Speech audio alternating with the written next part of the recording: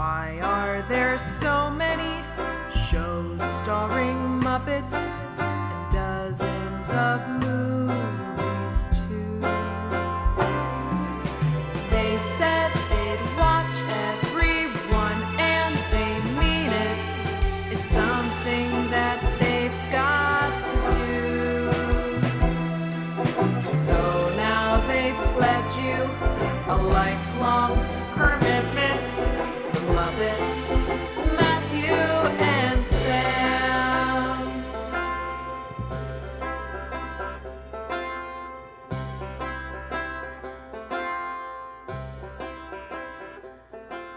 Welcome to Commitment, the podcast where two friends have vowed to watch all things Muppets.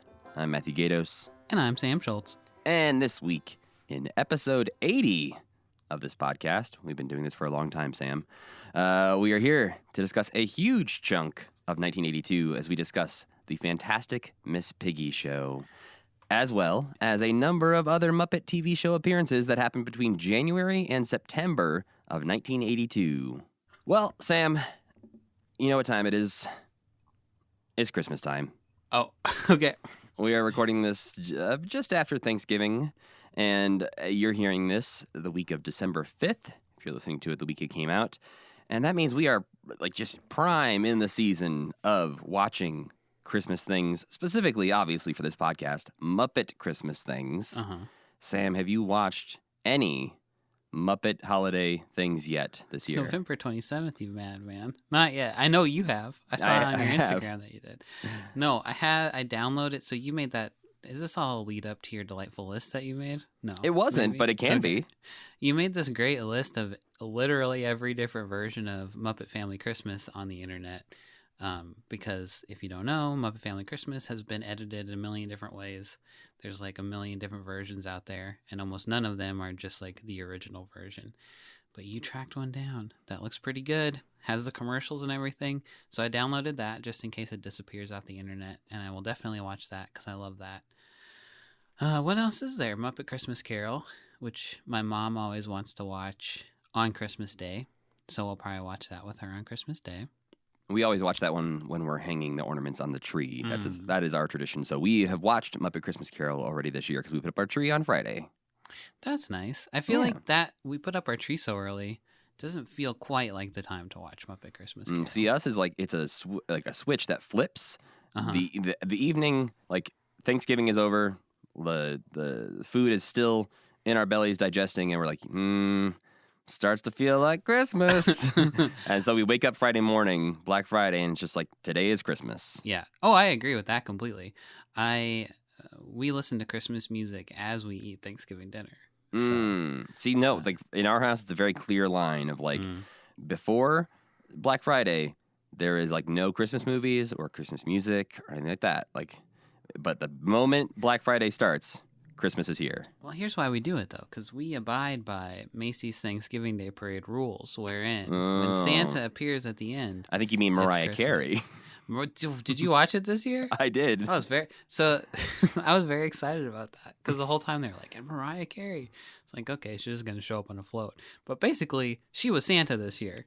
Well, Santa was there, but he was an afterthought to Mariah Carey. Yes, she brought in the season and then pointed to Santa. And then Santa was like, hey, don't know how I'm going to follow that up. Yeah. But how's it going, guys?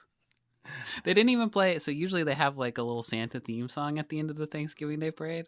It's like, here comes Santa, here comes. But this time they just played All I Want for Christmas Is You. Maybe the you is Santa this time. Maybe it was always Santa the whole time. It's like a Santa baby situation. A little less sexy though, but but still a little sexy. Less clearly wanting to have sex with Santa. Yeah. But anyway, I don't know what we're talking about. That's all I know. What else is there to watch for Christmas? Oh, The Great Santa Claus, which I might watch again. Well, there was also, we had Muppets in the parade there, Sam. Speaking of the Macy's parade, we had Fraggle Rock strewn throughout the parade. Matt was wandering around. Yeah, it made me realize, because he had a little interaction with Jessica Chastain, where I was like, Jessica Chastain should do more Muppet things, because she was great with Uncle Traveling Matt. I missed that part. Oh, really? Yeah. Oh, yeah. He shows up a couple times and talks to her. And then there's a delightful moment where he's calling the Fraggles, and we see that the Fraggles down in Fraggle Rock are putting on their own parade, where the little doozers are pulling a giant balloon of Junior Gorg. She could be like their agent in a movie. You know? That'd be good. But yeah, there's, we got Emmett Otter's Jug Band Christmas, Muppet Family Christmas, as you mentioned, The Great Santa Claus Switch, John Denver and the Muppets at Christmas Together. I won't be revisiting that one. But I have the album. I'll listen to the album. Yes, also I have that album. I've actually already listened to it when we were setting up the Christmas tree as well. But the other things that I watched this week, on top of Muppet Christmas Carol, were Fraggle Rock Night of the Lights, the new holiday special that they were promoting during the Macy's Thanksgiving Day Parade. And it's delightful. If you are out there and you have watched the new Fraggle Rock Back to the Rock series, it's just as good as all of that. And it's sort of a standalone special that you could watch without having watched that first. And there's maybe one of the most adorable Muppets ever in this special, where they show the world's oldest Fraggle when he was a baby, when he was the world's youngest Fraggle. Oh, what? And the world's youngest Fraggle is adorable. But yeah, I also watched Best in Snow, which is a new Disney Plus special. Right. This had Kermit in it, right? Yeah, a little bit. Maybe a little bit more, like, percentage-wise than Holy Moly, but not a ton. He pops up every now and then for like little 2-minute segments. Is it a TV show or a special? So it's a special. It's like a reality TV show competition thing, but it's in like an hour and 40-minute special. They just like cut it all together into one thing, and it's snow carving by like people who have never carved snow before. So it's a very weird concept for a whole special. But it's fun enough. Titus Burgess plays the mayor of this fictional town where they're carving the snow, and he is giving it his all. There's a fictional town involved? Yes, they are in the snow dome, which is like inside of a snow globe. There's like too much hat on a hat kind of things happening with the story. Sounds insane. It is a little bit, and he's like the only clearly fictional character, and so he's just like playing it up. And Kermit. Well, right, but like Kermit just comes in and everyone's like, hey, it's Kermit the Frog. Oh, okay. But he's like, I'm Mayor Frostington Von whatever. And he's great, but it's just very strange. And then there's the a cappella group Docapella, which I think is like a Disney a cappella thing. And they're throughout this. And at first I was like, yeah, this is like a Pentatonics Christmassy thing. Not interested. But it turns out their whole deal throughout this whole special is to be super like throwing shade via Christmas Carol and singing about like how big of mistakes some of the teams made and how they're running out of time and how like they had too many ideas for this thing. Yeah, and maybe that's why it's an hour and 40-minute long special as opposed to like a very TV long, series. Also. But Kermit is in it. The weirdest thing, which I tweeted about from the Kermit account, is that he shows up very first time. He's wearing a sweater, a scarf, and a big old winter jacket. The next time he comes back, he's wearing like a winter hat and a winter scarf. The next time he comes back, he's wearing just a winter scarf. And then the next time he comes back, he's wearing nothing. Why? I don't know, but he gets more and more naked throughout the special. At the very end, it kind of makes sense because they're going to perform a song, and they perform some Christmas songs, and Titus Burgess asks him how he's gonna if he's gonna dress up for the performance, and he says, "I thought I was gonna go all natural." And Titus Burgess is like, maybe you want to dress up, bud. And he goes off and comes back in a very sort of like Charles Dickens-y scarf and top hat, very cute Christmas outfit. But he could have done that without that joke. Yeah, and he didn't have to get slowly naked throughout the whole thing. So bizarre, but yeah, enjoyable enough. If you want to see some Kermit being fun, I would watch at least the end of it where he's singing. That was really good. What do they do? Why are they popping up so many places like this randomly? What's going on here? I mean, I think Disney knows people want more Muppets, but they don't necessarily want to make a whole Muppet show. Well, they're making the Muppets Mayhem, so it is coming. We are going to get that presumably next year, but yeah, I think they don't necessarily know what to do with them all the time, but they want to keep them relevant, and so they just keep tossing Kermit at things. That's what's kind of happening right now in 1982. So yeah, but it's Miss Piggy instead. Yeah. So how about we leave this holiday conversation behind and get into what we watched this week? What a great segue we just did. Look at us. It's like we've been doing this for 80 episodes later. We figured it out. First up, we spent about 30 seconds in 1981 to watch Kermit in a commercial for UNICEF, the United Nations International Children's Emergency Fund. He talks about its goals of providing clean water to communities around the world and the upcoming UNICEF Day, which falls on Halloween. You might have heard of Trick or Treat for UNICEF. Before jumping in a nasty pond behind him, watch out for a cameo from the top of Jim Henson's head. Did you catch that? Yeah, I caught Jim Henson's head and also the rock they throw in the water. Oh, I missed that. You see, so I guess we can just talk about this one real quick because there's not much to say other than Kermit's like, hey, keep the water clean. And he turns as if he's about to go jump in the lake. And so he turns, and as he turns, Jim Henson's head pops up in the right side of the frame. Kermit ducks out of frame, and then you see a rock for just a split second in the bottom of the frame get thrown into the pond to make a splash as if Kermit just jumped into the water. Bush League stuff. It's like they filmed it like in one take and they're like, is that fine? They're like, probably. I got it. Yeah, I got places to be. Huh. Well, okay. I got to look for the rock. Because I was thinking, like, I bet Jim was like, I have such a funny idea. I'm going to throw a rock in the water after Well, this. it almost seems like because of the location of like where they are, it seems like Jim could have been the one who was throwing the rock. Yeah. Because of like where it's framed, where the rock gets thrown from. It could have just been Jim by himself with a camera next to a lake. He set up a tripod and had to go out there and do it himself, yeah. Next, we watched a clip from The Night of 100 Stars, which aired on February 14th, 1982. Miss Piggy shows up and is, for some reason, very sad that Kermit isn't there. Opera singer Placido Domingo shows up and sings her a love song to make her feel better, and she predictably forgets all about Kermit in favor of Placido Domingo. The Night of 100 Stars was a series of 3 TV specials that ran in the 80s. They were benefit shows for the Actors Fund, and all of them had 100 stars in them. I think you can see, like, by Placido Domingo it says, like, 55, and by, like, Miss Piggy it says 54 or something like that. That's numbering the stars. Yeah, but also, like, what I was reading is that they had a lot more than 100 stars per each thing, so I'm not sure what they did with the numbers when some of them showed up, because... Oh, my interpretation of that... Why? Finish your thought. Well, there was something I read where it was like some of them had as many as 200 stars. I thought that meant that across all 3 specials there were 200 stars, and they were double dipping some of the stars. Oh, maybe. But I wasn't sure. I couldn't understand what they were trying to say either. But the Muppets show up in other ones too, so maybe we'll find out. Next, we watched a clip from March 15th, 1982. It was a Today Show interview in which Kermit sings Being Green to the host, and she looks like she's going to cry. It's very sweet. And that's another clip from that Time and Again thing after Jim died. Is that right? Yeah, so I think this was 94 or 96 when this Time and Again special aired. And like I mentioned before, this is the only place where you can see some of the clips from Jim Henson's Today Show appearances throughout the 80s. And they are very cut up and very short in a lot of ways. Like, this is clearly from a longer interview, but it's just when Kermit sings Being Green. Mm-hmm. But yeah, we've got a number of these coming up throughout the 80s of just little clips from this Time and Again special. And then probably at one point we'll probably watch Time and Again. Watch Time and Again. Yeah. And be like, hey, we already saw all this. I saw that before. Yeah. I saw that before.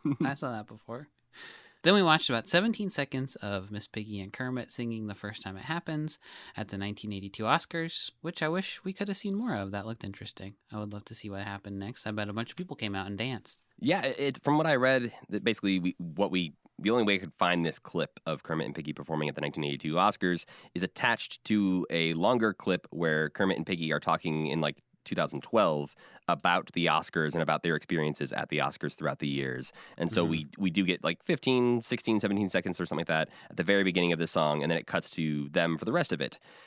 But yeah, from what I read, apparently in the middle of that number, Kermit and Piggy do a little dance together. They like take a break and do some dancing. But yeah, I think it wasn't much more than them just singing to each other. They don't do the whole thing in a grand production. No, I don't think there's any tap dancers or anything that come out. Why were they there? Just because that movie had come out? Was it Was that song nominated? It was. Oh. That song was nominated for Best Original Song. Okay. But it lost to the song from Arthur. Next up, a clip from the TV special I Love Liberty, which aired March 21st, 1982, and was a celebration of, I think, the writing of the Declaration of Independence. No? No, it was a celebration of the 250th anniversary of George Washington's birth. Oh, I thought it had something to do with the Second Continental Congress. It was about George Washington? Yeah, it was just... okay. I don't really know why. I think they were probably riding that bicentennial fever It's like 6 Too years late, later. though. Right. Yeah. But they were trying to figure out, like, how do we keep this patriotic thing going? And they were Uh-huh. like, I don't know, George Washington was born 250 years ago. And they're like, that works. Sure. It was put together by Norman Lear and his People for the American Way organization as a way to take back American pride from the right-wing and fundamentalist Christian groups. In it, Big Bird wanders out on stage looking for the Muppet Show Muppets. For some reason, he's like, Floyd?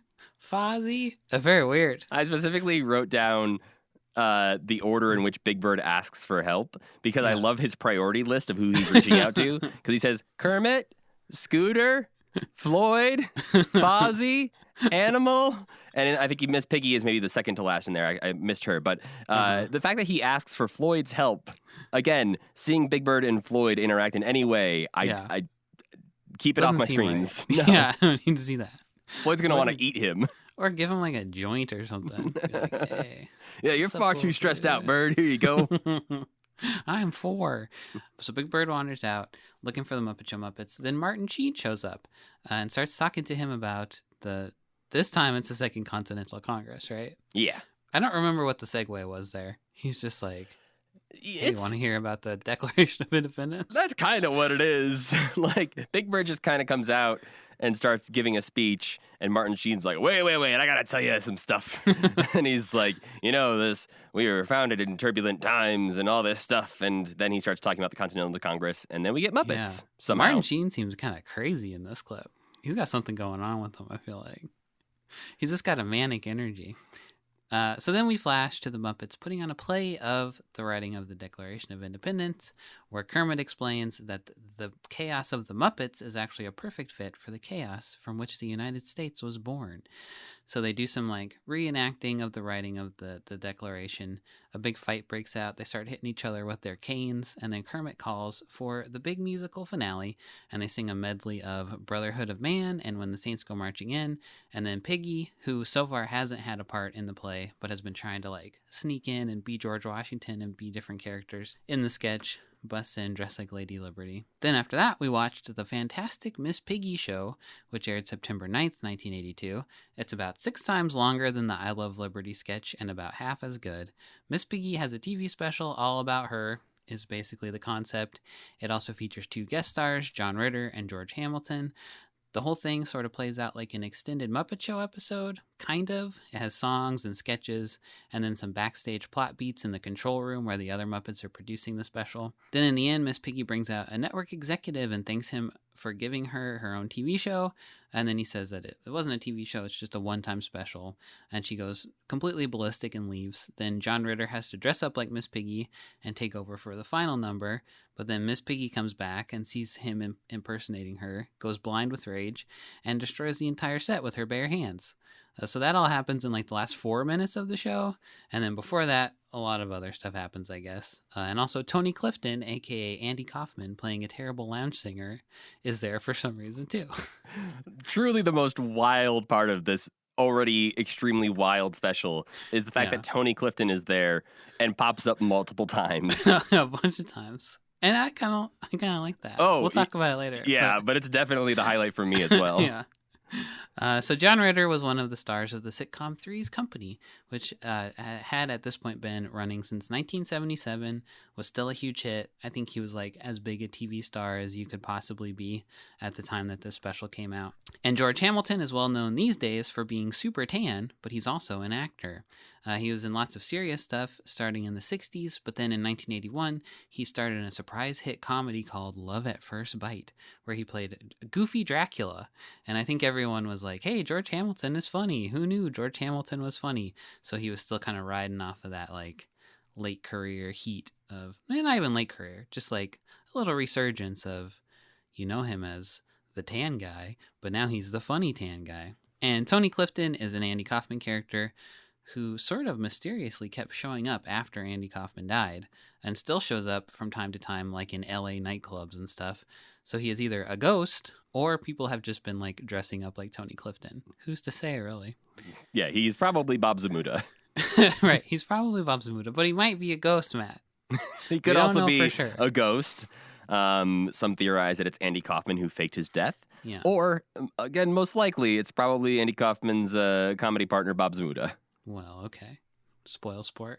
Then we watched a music video for the song Lift the Ones You Love from Miss Piggy's album, Miss Piggy's Aerobic Exercise Workout album, which kind of is what they were advertising in the Fantastic Miss Piggy special too, right? Like she had a book and an album and all kinds of stuff. Yeah, she performs a song from that album called Snacksercise Yeah. in that special. Yeah, it feels like they're advertising something in the Miss Piggy special, but it's kind of just like Miss Piggy. It's just like there's many Piggy products out there for you to purchase. It feels like you guys have been asking for it. You've been beating down our door asking for more Miss Piggy, and here she is. Are you happy now? Look what we had to do. So this album, Miss Piggy's Aerobic Exercise Workout album, it was another Joe Raposo Muppet collab. And, well, even Joe Raposo can't get them all right, you know? He's going to have an off day every now and then. I mean, if we're, comparing some of these things, I think the songs in the Fantastic Miss Piggy show are maybe the strong point out of that whole special. Yeah. So at least Joe Raposo didn't come out looking like the worst part of that special. Gosh, no. That's true. I mean, there are scenes in the Miss Piggy special where the Muppets are just sitting in complete silence for like really long stretches of time. Bizarre. It's so Truly weird. bizarre. Finally, we watched the Sesame Street cast performing on the 1982 Emmys. And it's kind of weird. They come out and do the ABCs of television production, like A is for actors, G is for gels, W is for writers, stuff like that. But it's not like a kid's song. It's sort of edgy and satirical and has lots of like jargon and entertainment industry in jokes. And it's fun. It's also very long because they basically just sing the whole song twice. And also the whole time you're like, where the hell's Big Bird? And then Big Bird walks down the aisle at the end and he's like, I'm here. And they're like, Big Bird, you're late. And he's like, ah, shoot, I missed it. And they just play him off. I did not expect this to be as weird as it was when I went to watch it the first time. And I ended up watching it back a second time and like going through it line by line to really unwrap how weird it was. Because, I guess we can talk about that real quick. It is a salute to television song, and as Sam said, there's a lot of jargon in there. But it starts off with this slow introduction thing where the line included is, for 13 years, we worked in sweat while you just sat there at your set. And I'm like, okay, weird energy from Sesame Street to be It like... feels like somebody was having a really bad day when they wrote this song. Well, and I think...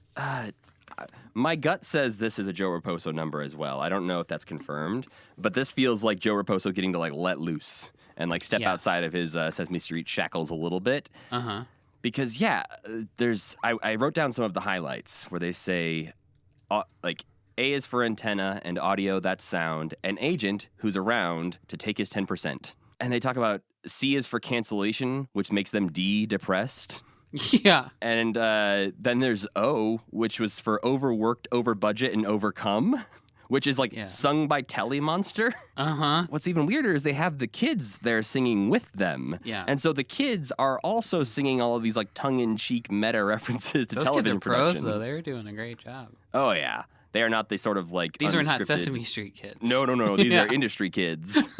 These are the overworked, over budget If they had kids. brought their Sesame Street kids, they would have just like wandered off the set. Been like, Somebody would have to be like herding them the whole time. Yeah. But then, the most, I think, the pointed one is when they say R is for ratings, which if high means that your show won't die, which means that you'll be renewed and you can hit them for a raise and be in syndication for the rest of your days. It felt like maybe the Sesame Street humans were getting some feelings out. Some pent-up aggression out? Yeah. It felt like you'd be like, oh, kids, Sesame Street's on. Come watch the Emmys for a second. And then you'd be like, what the fuck? Yeah, your kids are going to have a lot of questions You guys after that. okay? Like, what's a gaffer? Why do I need to know this? Nobody knows. But there were some other things that happened during this time of the Muppets. As of this recording, the Jim's Red Book website is still broken. Oh, no. I have heard from Karen Falk, who works with the Jim Henson Company archives, that they are working on it. So hopefully the site will be back up at some point. And when it is, I will definitely go and back up the entire thing to a Google Doc because it doesn't seem like it's long for this world. Maybe Elon Musk bought it and fired all the people who work for it. Yeah, weirdly, Jim's Red Book is owned by Twitter somehow. Some backhand deal. So yeah, I don't have everything that happened during this time in the world of the Muppets, but I have the ones that the Wayback Machine would let me see. At some point in 1982, I couldn't lock down an exact date. Jim did another one of the Christopher Close-Ups interviews, which we talked about before. This is a Christian organization called the Christophers that had a whole bunch of radio and television shows for a very long time, and Jim did a couple interviews with them through the years. And this one was to promote the Dark Crystal coming out. So it was presumably later in 1982, but could not find any more information about that or like when exactly it happened, and obviously no clips. But then in June of 1982, Kermit the Frog lectures at Harvard. And then Jim wrote, then fly to London to mix Dark Crystal. So Okay. still So they're done with Dark Crystal. they're putting the finishing touches on Dark Crystal at this point. But they noted in Jim's Red Book that Lisa Henson, Jim's daughter, was was going to Harvard and was graduating in 1982, and people knew like, hey, Lisa Henson, that's Jim's daughter. Can you get your dad over here? Yeah. She also was an editor at the Harvard Lampoon. So, Oh, that's cool. yeah. And so they asked Kermit the Frog to speak. He did not do the commencement speech. Mother Teresa did. Okay. There was a few speakers during the commencement. What a lineup. Yeah. You got the same weekend, Kermit the Frog and Mother Teresa. But apparently Kermit talked at like another little thing at a different stage, not the big commencement address. There's multiple stages at the... I mean, Harvard's big, dude. But yeah, Kermit apparently talked about not taking yourself too seriously, but also realizing that graduation is just the starting point of the great adventure of adult life. We mentioned that they were still finishing up Dark Crystal, and that is evident here in Jim's entry from July 12th, 1982, where he wrote, preview Dark Crystal in Detroit, a bit better. Whoa, what's that mean? Apparently, the first time they showed the first cut of the Dark Crystal to a test audience, it didn't go over great. Yeah. They didn't really love it. And so he made some edits to the film throughout the summer and fall of 1982 to get a bit better reaction from this Detroit crowd. That's rough. Yeah, the film went on to open in December to mixed reviews. But obviously, a lot of people love it now. And we're going to find out if we love it in just a couple of weeks. Mm-hmm. And then on September 30th, 1982, Jim wrote in his journal, DC exhibit opens, Lincoln Center Library. And so this was, they basically put on two different exhibits about the Dark Crystal because there was like so many props and costumes and puppets that they thought were just like these beautiful pieces of art that even before the movie came out, they put them on display as sort of a way to hype up this thing. So... Yeah, I think we'll see some of that exhibit when we watch some behind-the-scenes clips from the Dark Crystal, so we'll get more insight into that. But the Dark Crystal hype train is a-movin'. But getting back to what we actually watched this week, personally, I think I've said as much as I can possibly think to say about the UNICEF PSA. Yeah, sure. But I will say that the reason that this thing that's from October 1981 is popping up in our chronological order now is because I just went back and started adding all of these PSAs into our giant commitment spreadsheet, and I was like, wait a minute, this thing is in 1981, and we didn't talk about it. And you blew it. Via the vow at the beginning of this podcast, we have to go back and watch everything, so... There's probably other older stuff, too, right? Like, is there? Or have we covered it all? I mean, the only things that I can think of that I think that we haven't watched that I have access to right now is a couple of Today Show clips that are also from that Time and Again special. Okay. That I haven't made us watch yet, but I probably should soon. Right. But other than that, I think we've done it, Sam. I We think don't have we've to have watched. like a cleanup episode or something. Yeah, maybe we'll just have some scraps episodes or something in between some Fraggle Rock episodes next year. Guess what? I still haven't watched that Hollywood Squares. That's going to be your The last thing assignment, I yeah. watched is going to be that. It's not even that good. That's the worst thing to save. I think the only other things to mention about this UNICEF spot is that there was apparently also in the 70s, Big Bird did a UNICEF thing where he visited the children at a UNICEF event in New York and discussed Halloween with them. This is a clip that apparently exists somewhere because I've read descriptions of it, but I couldn't find it anywhere. And then previously we had mentioned basically how this UNICEF thing came to be. Because in 1980, Kermit was named the chair frog of UNICEF's fundraising campaign. And you can see he's wearing a little gold medal that says chair frog in this spot.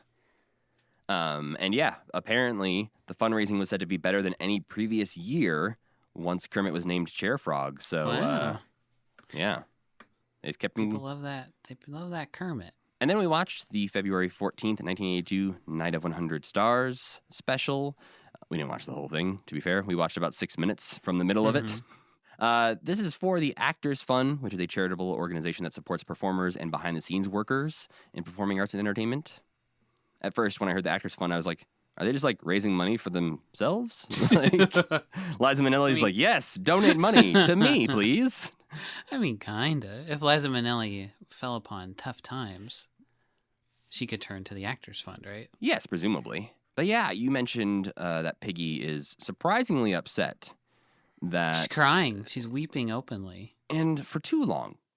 This is one of those times where we've touched on it before, that sometimes Piggy is reduced to purely being in love with Kermit.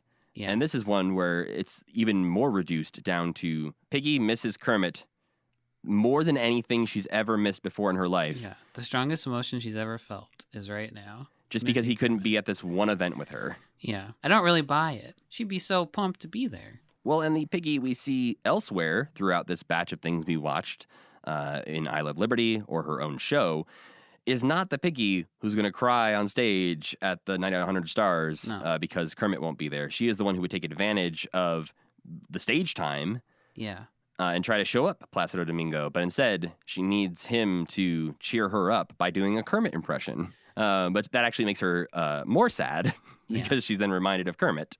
Yeah, it kind of sucked, I thought. There are a couple of moments that I did enjoy. Piggy gets in a little dig when she says, I'm just not good at these minor functions without Kermit. Yeah.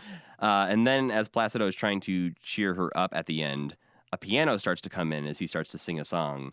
And Piggy does this look when she hears the first piano keys come in, like, what the hell was that?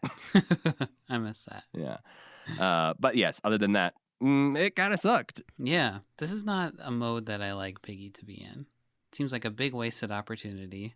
And like it's like first idea stuff. It's like, oh, Piggy's sad because of Kermit. Try a little harder, guys. Come on.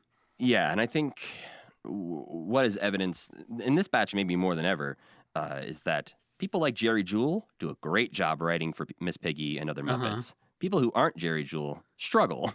Yeah. And I think this is an example of that, where it was probably the writers of the award show who are writing all the gags for everybody else are like, yeah we're just going to have... What do we know about Miss Piggy? She likes Kermit, I guess? Yeah, and Jim She's a can't come to this, character. so... Yeah. But I still, this entire batch, my main thought overall was Frank is great. Frank Oz is just amazing and giving it his all, as always. The way he sings Sometimes a Day Goes By with Placido Domingo is amazing. That part is really nice when they sing together. I did like that. But like when he's crying and sad about Kermit, he doesn't get to be like swooping his hair around and being like, I don't know, just getting more digs in. This is a perfect place to get as many digs in as possible. Yeah, you have all of the famous people in one room. Yeah. She needs to lean into that, the energy she had at the puppetry convention. Exactly. That's like ideal live function Piggy. March 15th, 1982 was the Today Show appearance where he sang Being Green. It's cute. It's sweet. It's all we really see. What was that for? Was it, do you know? I don't really know. Yeah, maybe it was because the Oscars were coming up and they were nominated. Oh, yeah. I'm not really sure. But yeah, Kermit's there and they have a little short conversation about like being green and how he's happy to sing it at the drop of a hat. Yeah. I would cry if I was hearing that. And then racing right through this batch, because this is kind of how we watch them, because they're such brief clips. Do you have anything else to say about the Academy Awards performance? No. I thought I would have liked to see the whole thing. There's really nothing. You just see them for literally like 15 seconds, and they sing a couple bars the first time it happens. Yeah, and we see Piggy singing at Kermit, but apparently he also joins in at some point. And the only thing I like about this is that occasionally they will do alternate versions of songs from the movies that aren't done like anywhere else than these Right. award shows. So I kind of like that about it, and that Mhm. makes me wish that we could watch the whole thing. But Hmm. as far as I know, we can't. They have to have all of the Oscar things somewhere, right? Yeah, because a lot of these clips that I find of the Oscars and the Emmys and stuff are uploaded to the YouTube channels by By the the academies. Yeah. So they do have all of these somewhere. It's just whether or not they decide they're worth uploading. Upload them. Come on, guys. Somebody listens to this podcast there. We could do sort of like an Ocean's 11 heist where we break into the academy, Yes. just search through their files for Muppets. Yeah, the first podcast criminals. We could go on the run. I mean, I feel Talk like about- there's many true crime podcasts, Sam, that would prove you wrong. No, we'd be the criminals. Oh, And okay. we'd be on the road. We'd be like in a van, podcasting from around the country. Nobody could find us. But every week we'd release a new one. Would be like, this week we broke into the Paley Center, who knows? And we stole this and this and this, and you'll never find us. And then we upload it to the web, you know?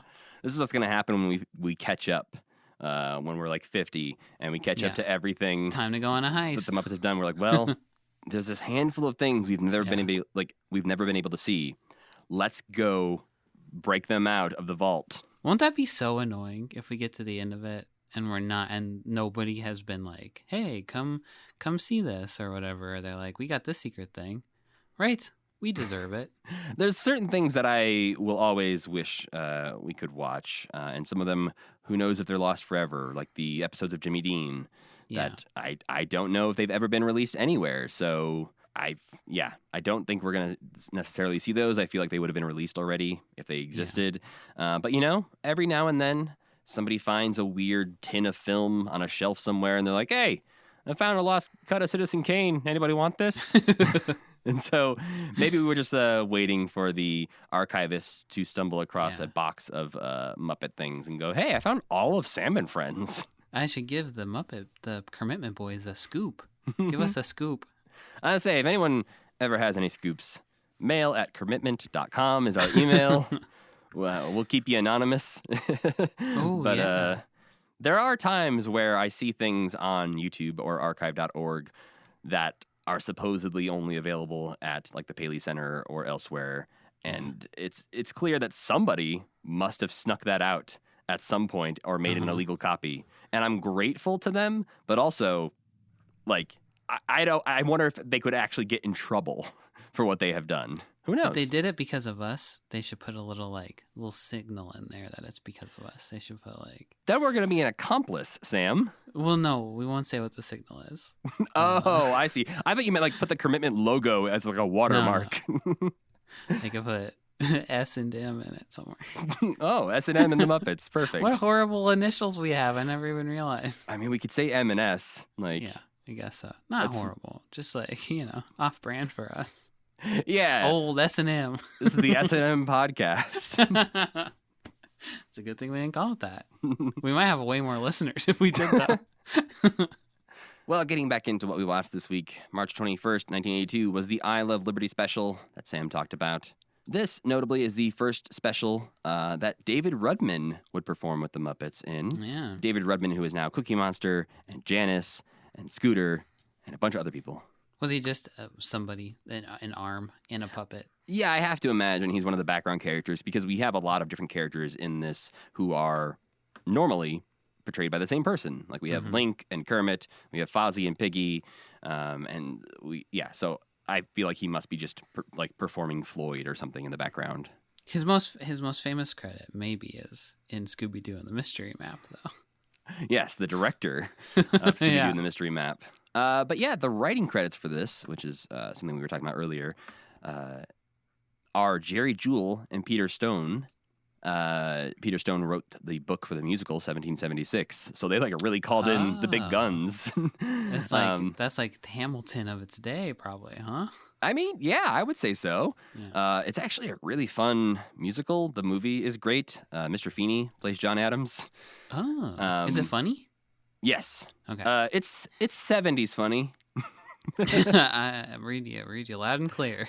It's 70s revolutionary times funny where you're Yeah. like, Oh boy. Okay, I get why that's funny, but you didn't necessarily make me laugh out loud. Yeah. But the big song from that is "Sit Down, John," where they're yelling at John Adams to sit down because he won't stop talking. That sounds familiar. Yeah, but it's I think it's a good film. There's probably I've never seen the stage version of it, but the film is good. But wild again that they would bring in the actual guy who wrote the book for that musical Yeah. to work on this. Which Maybe did he work on the rest of the show, you think? it's possible. Maybe he was friends with Norman Lear. But it's interesting because they say that like Kermit says they're doing 1776 to Miss Piggy, but they're not. Like they're doing a similar time period and similar things that happen in 1776, but they don't sing any of the songs from 1776. So yeah, it's not really that story. Right. But yeah, it does open up with Big Bird coming out, searching for Kermit and Scooter and Floyd and Miss Piggy and Fozzie. But then he starts to ponder if there's ever been a bird president. And while he's pondering, he hears the voice of God. A voice booms through the loudspeakers, and he says, "I thought you rested on the seventh day." I like that. But it turns out it's just Martin Sheen. Yeah, for some reason. I think he's throughout this special. Like, he's not just in this part. So maybe he's sort of a host of this. I don't know. Didn't watch the whole thing. Proto Jed Bartlett. He's got big President Bartlett vibes, but also President Bartlett who, like, just made Apocalypse Now a few years ago. Yeah. So maybe it's just like that. This is the middle of that Venn diagram between Apocalypse Now and the West Wing. Is that like, that's not the same character, is it? No. Okay. That'd be cool, though. That'd be a very wild backstory for Jed Bartlett. That'd be badass. He's just been hiding that this whole time. Yeah. It's like, yes, I majored in economics, not war. But Piggy comes in wanting a part for her in this play, and Kermit tells her that not only were there not women at the Continental Congress, there were no pigs. She's in such a smart little suit too. I like her look. She's got like a Hillary Clinton business suit, suit on. The only roles I could really figure out of who was playing who in this is that Scooter is John Hancock. Yeah. And Fozzie is John Adams. Yeah. The two that they call out by name. Yes. And I couldn't tell you any other founding fathers, really. So, Ben Franklin, was he there? He was there. Yeah, I believe he was there. And I think Floyd might actually be playing Ben Franklin. That makes sense. Because they show Ben Franklin, or they show Floyd walking around and he's got like little glasses on his nose and notably not wearing a hat. And you can kind of see he's got some thinning hair up there, Yeah. Floyd Is does. this the first time we've seen that? As far as I know, this is the only time I've ever seen Floyd without a hat. You can take his hat off on his action figure and he's bald. So I just have always thought he was bald. Yeah, maybe we'll see Floyd without a hat more, or maybe we've seen it before and I already forgot. But the biggest part of this is that Fozzie is just very worried that this is not funny. He's like kind of mad that it's not funny. Well, and he's doing such a good job of acting as John Adams, and he's giving this huge speech, and in the middle of it, he just breaks down. He's like, "Kermit, this stuff is not funny." Yeah. And he's right. But it's good. I liked It's it. great. Yeah. I think this is something that the Muppets, this is the way, like we were talking earlier about how they throw Kermit at things. This is the way that I would wish the Muppets could be used more often. Yeah. It's just like, they're just part of this bigger thing, and they do their Muppety thing, and they're out. I also like this mode because I think a skit that ends in a song is preferable to the Muppet Show mode of just a song. Because it's funner when they like lead up to, like when the skit collapses and then Kermit's like, time for the song. That's like a great rhythm for the Muppets, I feel like. Yeah, because it sort of is the like, how do we end this thing? And they even talk about that in the number. I think Fozzie... The real one ended with the writing of the Constitution and the establishment of the greatest country on planet Earth. Ours will end with a song. Yeah. And so they start to sing A Brotherhood of Man from... The Secret to How to Succeed in Business Without Really Trying. Correct. Which is great. Have you ever seen that?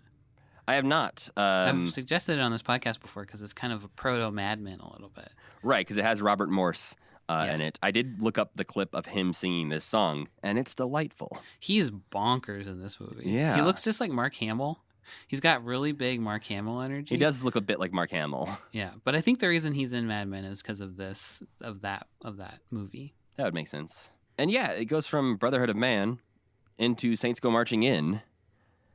Neither, yeah, I just, why don't they have a 1776 song? Yeah, neither of them have anything to do with the Constitution. You have a whole musical full of songs about this time period, and you're like, we'll sing one of those other Broadway songs. And the guy's sitting right there. Yeah. I don't know. But the other thing I noted during this is that Muppets love yelling modulate. Whenever there's a key change, you can be sure that there's a Muppet somewhere yelling, modulate!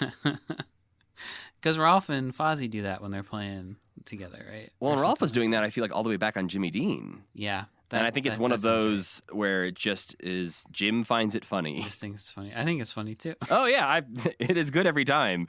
But I just love how consistent it is that when they're singing a song, if there's going to be a key change, one of those Muppets is going to shout modulate. He said, here's another one of them running jokes for the Commitment Boys. Mm-hmm. We got a herd of cows and modulate. But then the last and biggest thing we watched this week. Wait, I just got to say, I have fucking loved this also. Oh, yeah, I think this is great. This is amazing. I have actually watched this before. I don't remember why. It's maybe like when I was compiling our spreadsheets in the first place, I came across this, and this felt like a gem that I had not seen shared a lot before across Muppet fandoms, but I do feel like this is one that people should seek out. They should show this in every social studies class in America. It'll really make you understand what happened. It is kind of interesting that they bring up the point that, like, it was chaotic and, like, these guys weren't perfect and they were fighting about stuff. I think that's, like, an important aspect of it to learn, is that they weren't just sitting there, like, and like, God is speaking into their brains and they're just writing down this perfect thing. Yeah, no, I think that's one of those things. It's like that Norman Lear touch, probably. All part of his liberal agenda. Well, it's time to talk about the fantastic Miss Piggy show that aired on September 17th, 1982, directed by Jim Henson, but notably written by Buzz Cohen and Henry Beard. That clears up a few things, I feel like. Buzz Cohen was a writer on Our Place, the terribly 60s show that we watched featuring Rolf. He also went on to write for pretty much every award and variety show that ever existed. No. Why? If you look at his IMDb, it's like Academy Awards, Emmy Awards, Academy Awards, Emmy Awards. And the other writer, Henry Beard, is the man who wrote Miss Piggy's Guide to Life. Oh, okay. And I think he also wrote some of the things on the calendars as well. Like, he was writing a lot of Miss Piggy things in the early 80s. But yeah, those are the two men that we can blame. That's the fantastic Miss Piggy show. What was Jerry doing that was so important? I hope something worth it. Yeah, he couldn't be there to look at this, like, clearly pages and pages of the Muppets sit in absolute silence, and be like, well, maybe they could say something. In this No. Okay. Let them linger on this Tony Clifton. What if there was some Muppets in this special? And they're like, we've got John Ritter. Who needs Muppets? Yeah. The weirdest fact about this on Muppet Wiki, I mean, there are many weird things about this, but apparently this was released on VHS at some point for educational outlets. Buh? I challenge you to find anything educational in this entire special. Nothing to learn here. Yeah, this could only be a detriment to your life and a punishment maybe for bad kids. So I guess getting it out of the way, Sam, how'd you feel about this overall? Why did they make it? Mostly was the question that I was just like, why does this exist? The end is magnificent. The lead up to the end is absolutely nothing. You mean the beginning and middle? Yeah. There are. It just is like, why would you even, like, show up on set every day and be like, we're making this? It'd be like, Jim, we got to stop making this. This is bad. I couldn't possibly begin to fathom what the point of this was, I guess. What do you think of it? Pretty similar. I think I maybe liked it a little bit more than you, but overall, it's not their best. And I think it's unfortunately, like, the beginning is the worst part, I think. Not the opening number. Opening number's all right. But there's like a monologue section with Miss Piggy at the very beginning where she's telling extremely bad jokes with an extremely over the top laugh track that it makes it feel like. Was it live? Like, not live No. broadcast, but was it filmed in front of... I can't imagine. Was it a laugh so. track? Oh, it sounded like a laugh track to me. And it also sounded like they were picking the biggest laughs for the least funny jokes in a way that just didn't match for me. And maybe would have made sense if we found out somewhere in the special that Miss Piggy was like plugging in fake laughs. Had a laugh track machine or something. That, Right. If she like had bad jokes and was like putting in big laughs, I'd be fine with that. But it just seemed like they actually thought these jokes were funny. Well, you gotta at least pretend that you think they're funny. Yeah. But the opening number is There's a Change in Me. Or I guess it's There'll Be Some Changes Made Today is maybe the title of the song. And it's a bunch of dancers dancing in front of some big purple flame circle arch. Maybe it's her boa. It's just a weird big purple circle. Oh, the beginning was funny because she goes up on that lift at the end. And then she's like stuck up there and they got to go get a ladder to get her down. Yeah, while they're That was reading the pretty opening good. credits, you can hear her in the background complaining "Ow, about being stuck. get the ladder." And that was nice. The opening credits also surprisingly interesting because the first one is featuring Frank Oz. Very weird. Yeah, they call him out directly, and he's the only one because they say, like, starring Miss Piggy, featuring Frank Oz, guest stars John Ritter, Tony Clifton, and George Hamilton, and Jim Henson's Muppets. Yeah.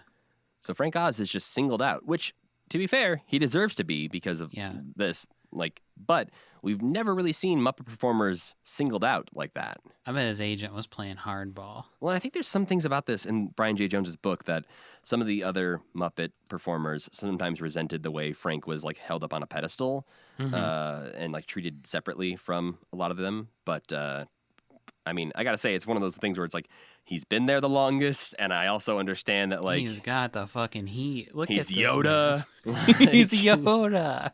You're gonna complain about Yoda? Yeah. No way. He's the best of them. I mean, he maybe was kind of a dick about it. Maybe, I don't know. Who knows? But you know, come on. I just looked up Frank Oz because I wanted to pull up his IMDb, and you know, there's like always that people also ask section on Google. The first one is, did Kermit voice Frank Oz? What a confused individual. In so many ways. Or like the Google algorithm is just like, what are Muppets? This is the thing that we will use to defeat the robots, is like they can't figure out what Muppets are. Everybody just puts a Muppet on when we're fighting the robot wars and they're like, hey, what's up? And the robot's like, how is this bear talking? Let me consult Google. Did Kermit voice Frank Oz? Bzz, bzz, I don't know. Maybe. Two of the other suggested questions are, does Miss Piggy have a tail? Yes. Yes, confirmed in a ABC Muppets episode. Yeah. And also, how old is Elmo? 3? 3, I believe. But that has very little to do with Frank Oz, so I'm not really sure. Frank Oz and Jim Henson voiced all of them, you know? Oh, God, I got to stop clicking on these, because then when I click on how old is Elmo, the other ones were, why did Elmo go to jail? And is Elmo a gender?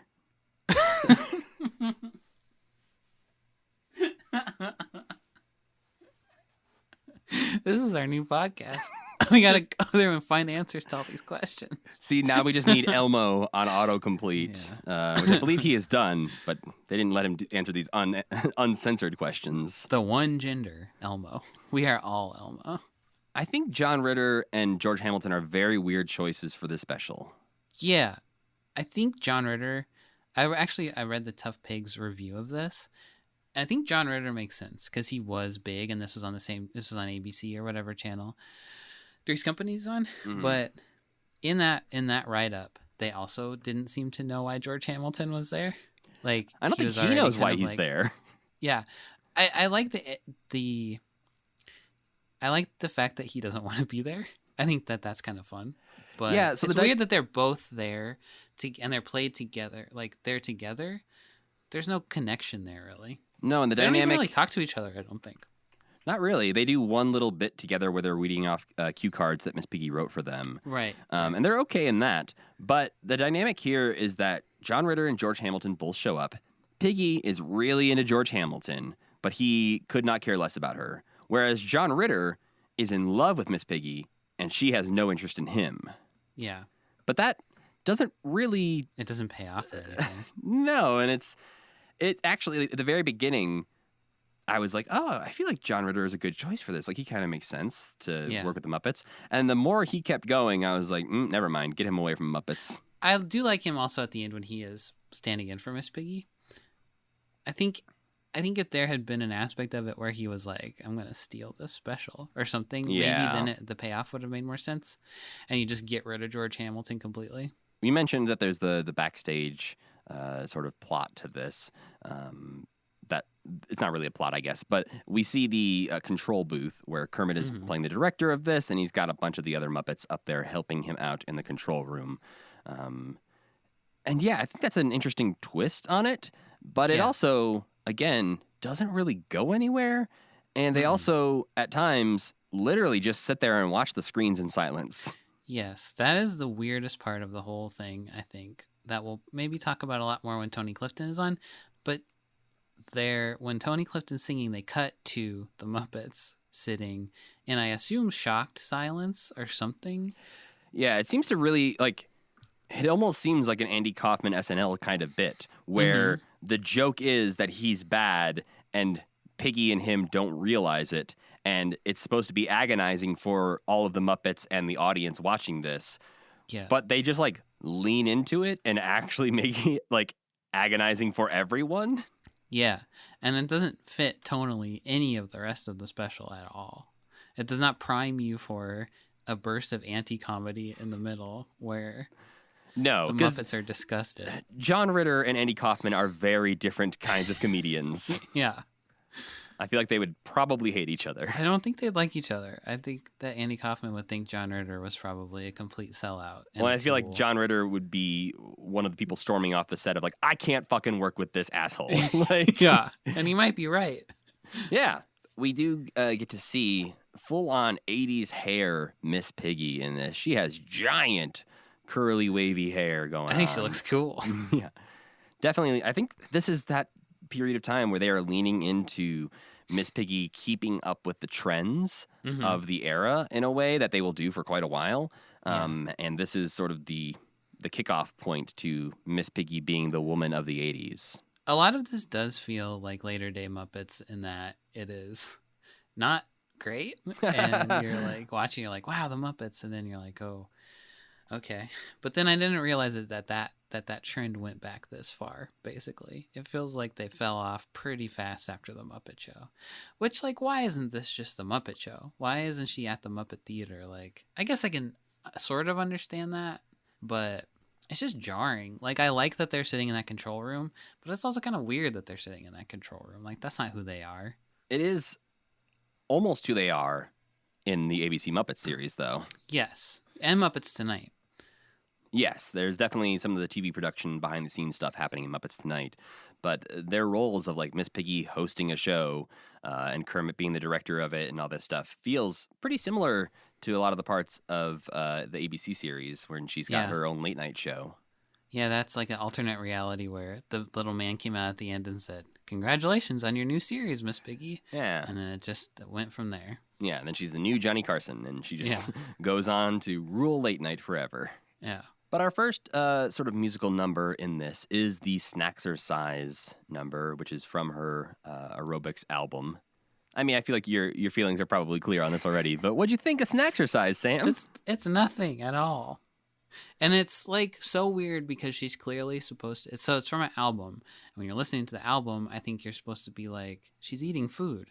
She's clearly not eating food in this. And she's like making sounds like she's eating food. And then at the end, she like burps. And it's just like, there's something missing here. You should have figured out how to make her eat food. Yeah, it seems like somewhat similar to the Lift the One You Love music video, where clearly it's for the album, it's an audio medium, and translating it into video is a bit weirder. Yeah. The album is called Miss Piggy's Aerobic Exercise Workout Album, which also came out in 1982. And then that music video is shot on the same set as the Snacksercise section of this special. So clearly they filmed that probably at the same time, with the plans to release that separately. But yeah, they're kind of like, I can't imagine listening to this whole album No! What kind of madman would do that? because it just seems like it's the same joke like 10 times. Yeah. I think it's got guest stars on it maybe and stuff, but... And I say this as someone who listens to the Muppet Alphabet album every now and then. What kind of sick individual would listen to? Or like see this in the record store and be like, terrific. I guess it's got a cool cover maybe, but that's maybe what you're buying it for, is just like the packaging. Yeah, the other songs on this, Stereo, Warm Up, Snacktercise, Lift the One You Love, Exercise Your Rights, Dream Dancin', La Vie Aerobique, Sit Down, Breathe Easy, A Little Chin Music, Aerobics Made Simple, and Au Revoir. So That sounds so boring. I don't even know what it is, but that sounds boring and long. You see a lot of full body Piggy in this also, which is kind of interesting. I feel like she looks a little bit different. Like maybe it's a new, I don't know, like a new puppet, or her body is more defined or something. I mean, after they built like 40 different piggies for the Great Muppet Caper to make her swim, I'm sure at this point they're changing her up a little bit. One, to, change up her hair and stuff. And every time they build a Muppet, there's like slight differences that you can only really tell when you're holding them up side by side, probably. But they get slight differences every time. And so I'm assuming this is probably just like a brand new Miss Piggy puppet. And then we get what Kermit refers to as a pagan ritual sketch, where I just wrote in my notes, uh-oh. Uh-oh, and also, why aren't there freaking Muppets in this and just a bunch of human beings dancing around? There are a lot of human dancers dancing around in sort of a luau scene, and there's a giant idol whose face is in the background in like an Olmec kind of way. But George Hamilton comes out. They're supposed to be the king and queen of the luau, apparently. But yeah, then they're going to eat Miss Piggy. Yeah, they're like sharpening knives and putting her on a platter. A horrific sight were it to come to pass. And it weirdly ends with George Hamilton chopping the shit out of a watermelon. It looks really weird. I kind of spaced out during some of the special, and that was definitely one of the parts where I was like, this is going on for way too long. There's a lot of Steve Whitmire, though. He pops up a lot in this song. As He's a even person, human being. Yeah, as he is a human being, like dancing and walking around in some of these numbers. Yeah. I did kind of like that she had the same like 3 or 4 backup singers the whole time. They kind of had like a sinister, like almost like they were demons and she was in hell, and they were like torturing her by making her be in this horrible variety show. Oh, now that would have been a good twist. Yeah, she like wakes up at the end in a sweat. She's like, well, guess I won't sell my soul to Satan for superstardom. Yeah, thank God that wasn't real. Yeah. Notably, this came out on John Ritter's 34th birthday. Like this Beautiful, perfect present for him. Yeah. Oh yeah, happy birthday, John. Here's this TV thing you did. Remember when you filmed that? But then it is time, Sam. George Hamilton comes out to say that Miss Piggy has been scouring the country searching for new and exciting talents, and she found one. She found the lounge singer, Tony Clifton. This is the only time, besides the first episode of SNL, I believe, that Andy Kaufman and the Muppets would share a stage. And what circumstances these are. Well, and this was like, this is the same year Andy Kaufman and Jerry Lawler would go on David Letterman and have their little real, not real slap fight that led to the wrestling match thing. Or I guess it was after the wrestling match. And so, this is like a big peak time for Andy Kaufman. Yeah. I mean, I guess that's why he's on, maybe? I would love to know who picked him. I feel like maybe Frank even was like, I got a good idea. I wonder, Let's get were this any of them movie friends with Andy Kaufman, like offset? Because it does feel like, from what I've seen about Andy Kaufman via some books I've read, and obviously Man in the Moon, the movie, it seems like Andy Kaufman didn't have a lot of people who were like excited to have him around, because he was sometimes just an asshole who wouldn't get out of character. Yeah. And so it seems like if he was that all the time and the Muppets were like, we got to have Andy Kaufman on, there might have been like some network execs who were like, oh, God damn it, really? Are you sure? He's going to slap a Muppet. Don't get him on. But I was surprised at how well he interacted with Miss Piggy. Uh-huh.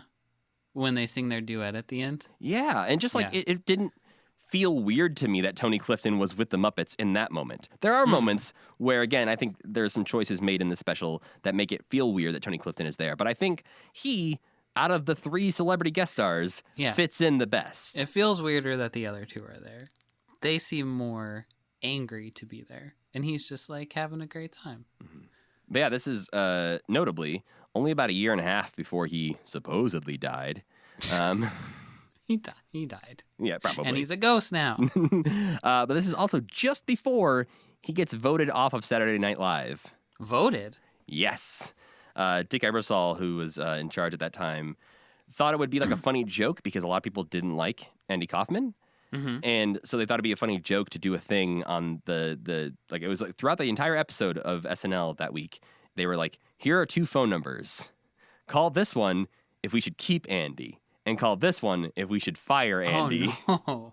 I'm And surprised he was still on. I that surprises me. he was not like a consistent cast member or anything like that. Right. But he was, they apparently tried to sway the vote a bit where when they came out and said the number to fire Andy, they said it like very quickly and like raced through it and was like, da da da da.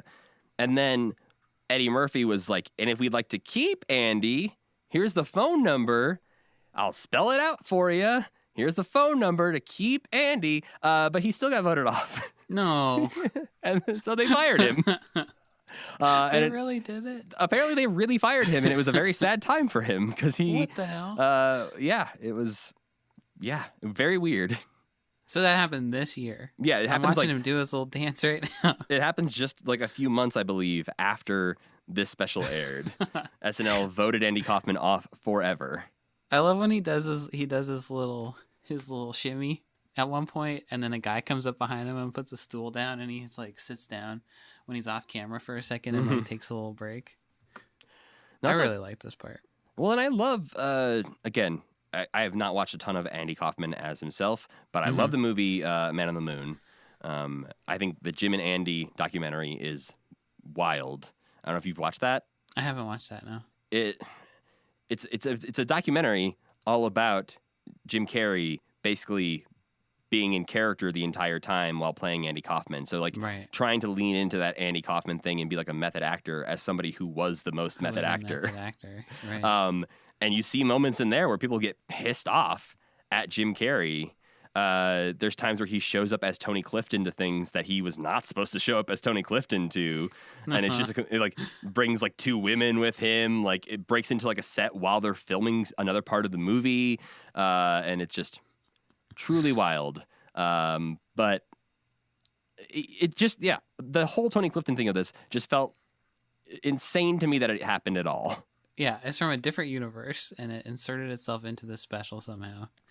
And this is where the Muppets are sitting in the control room just like, this is bad. And Miss Piggy sitting there like, this is great. Yeah, look at this great talent I found. She loves avant-garde comedy. Yeah, if anything, this is like, he should be Gonzo's friend. Yeah. I wrote down Gonzo, and this is so normal because now he's fully got like his sweater on and like his like slacks, his khakis, and he's the one who's like, this is stupid. He's so like, the switch flips so hard. I can't see this man exploding himself or anything like that anymore. And you said in a previous episode that Dave Goelz was like pessimistic and that he was kind of like Boober. And I feel like when he like Gonzo dresses like that, I feel like Dave Goelz was like, hey, I have a nice sweater. What if we put it on Gonzo? Hey, I think things are stupid. What if Gonzo started thinking things were stupid? Maybe that's where the chicken thing came from, man. Dave Goelz loves chickens. Yeah. But sadly, after Tony Clifton, there's still more to watch. A lot more. That only happens in the first third of the thing. We get a Cozy Corner segment where Piggy invites George Hamilton out to ask him personal questions in order to make the country a better place, I believe is what she says. Is that what she says? I don't really get the connection, but I think she's just trying to pry into his personal life to try and make him fall in love with her. I think at this point, George Hamilton had been married for like 10 years or something like that, so it wasn't like he was like a swinging bachelor who was on the market there, but... He's got a sick jacket, though, doesn't he? Oh, he has a bomber jacket. It's like shiny and has a little Miss Piggy patch on it. He's got like a pink, like a Pink Ladies from Grease jacket, except that's got Miss Piggy's face on it. And I was wrong. George Hamilton got married in 1972, but he got divorced in 1976. So he was not married at this point, so Miss Piggy had a shot. She was well within her rights. And this part's fine. There's a much worse exact same skit to come. Well, yeah, only that one's called Corner the Stars, Yeah. but we'll get to Yeah, that which one. is so confusing. It feels like 3 episodes of a show mashed together into one show. And like they had ideas, like it's a joke that she had the same segment twice, maybe, but then they forgot to like write the setup to the joke or something. Yeah, it does feel like something that's like 75% of the way to working. Or I think there, with like slight twists, you could make this something that really works, because there are moments that stand out and are great, and then there are other moments that are just truly bizarre and don't work at all. Yeah, and it doesn't have any of that like the Muppet Show like things are falling apart either. So like when the big numbers that are supposed to be more like just serious musical numbers happen, they just happen kind of, and that's it. I think you just I think you just broke it wide open for me. I think that's why this doesn't feel great, is because nothing really happens. Like there's not really a plot outside of there's a show happening, because even when they cut to backstage things, Kermit gets pulled away a couple times and puts other people in charge, and it kind of leads to troubles, but not any like disastrous show-breaking troubles. It's just all backstage trouble where people are like throwing paper airplanes or whatever. Yeah, and it does not like ruin Piggy's show. She doesn't get upset because things are going wrong. It's just kind of a boring show. Yeah. And Kermit is also very mad the whole time. And he's kind of in like his scary Kermit from that scene in Great Muppet Caper where he's yelling at Piggy. He's just like pissed in like a human way. I just don't think, like, you hire somebody who's not a TV writer in Henry Beard, who has written Miss Piggy's Guide to Life and some other of these somewhat cringy early 80s Piggy things. And then the guy who wrote Our Place, who writes variety shows and award shows. And it's like, yeah, I don't think that's the duo that should be writing a Miss Piggy show. I just really am curious if Frank was into this like mode of Miss Piggy, if he was like, she's got a serious side too, guys. Or if like while he was making this, he was like, this isn't very funny. Or if he was like, this is a perfect showcase for all of my talents. I wonder how much, like, just like if there was some real kind of like analog of Miss Piggy being like, this is a real, this is all my talents, and then Frank Oz is kind of being the same way or something, or if he even had any control over any of it. I could see both sides of that, or I could see Frank Oz being the guy who just is like, what are we doing, guys? Yeah. What is this? I guess I'll do it because I am Piggy, but is this really the best use of our time? Yeah. But maybe he loved it. Who knows? Then Tony Clifton comes back out and rants about how he's here for the pig, but the show wouldn't have any ratings without him. And at this point, he's right. There's no reason to watch this if not for him. But the country in 1982, I don't think like, would have been no. coming to this for Tony Clifton. Boo, boo. Yeah.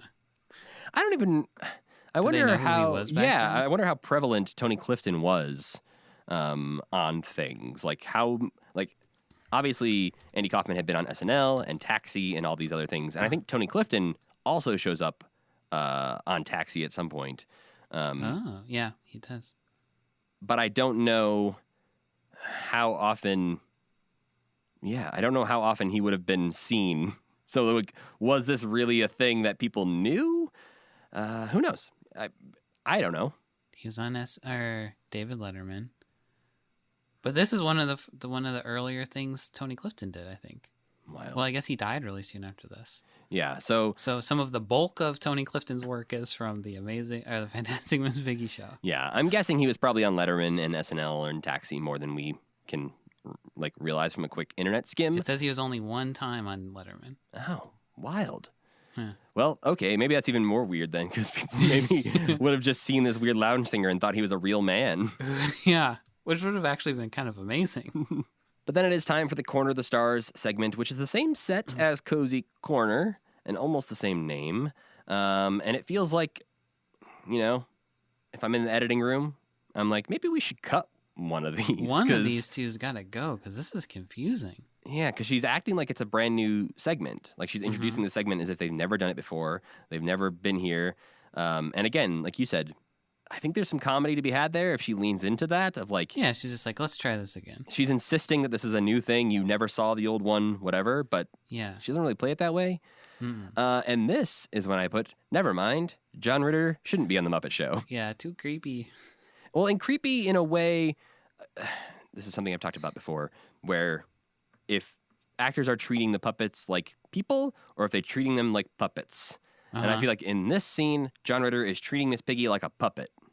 Oh. I think the way he is like manhandling, trying to like get to her and all this stuff, feels like he's not acting with another character. It's like he is playing up like, isn't this ridiculous? Huh. I guess I didn't get that read off of it. I felt like he was being too handsy with a real human being.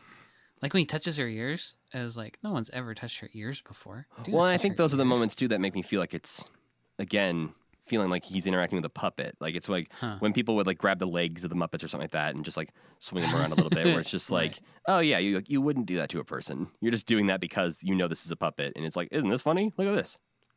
Well, either way, we both didn't like it. Yes. So, It is uncomfortable 6 of for a one, half variety of dozen of the reasons. yeah.